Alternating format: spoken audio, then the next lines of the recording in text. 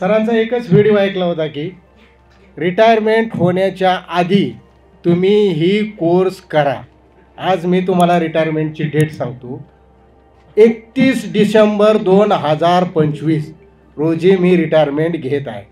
म्हणून सरांना एकच सांगतो की 3 दिवस झालं मी बघतो सरांनी मला सांगितलं ही 3 लाईन आहेत, 1 2 3. मला 3 दिवस काही कळलं नाही. फक्त त्यात एकच मी लक्षात ठेवलं की लाईन ऑफ कंट्रोल, LOC. नाही, आता आर्मीत असल्यामुळं मला तो शब्द आठवतो, कारण इतर लोकांनी सगळ्यांनी सांगितलं आम्ही ह्या भाषेत म्हणजे त्यांच्या भाषेत त्यांनी बोललं, पण मी माझी भाषा त्या आर्मीच्या पद्धतीनेच मी शिकणार.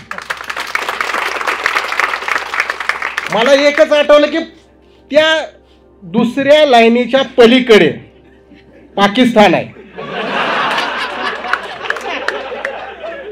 आणि 80 क्रॉस केलं की चायना आहे.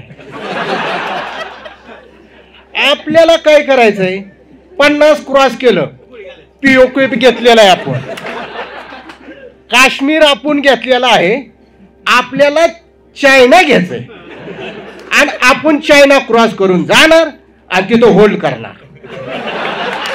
काय करणार तिथं? होल्ड करणार. का? आता तुम्ही म्हणसान का? एक पिक्चर आला होता, तुम्हाला माहिती आहे का, मार्केट आपल्या बापाचं आहे, आला होता. त्या चायना जर आपण घेतला तर मार्केट कोणाचं आहे? आपल्या बापाचं आहे.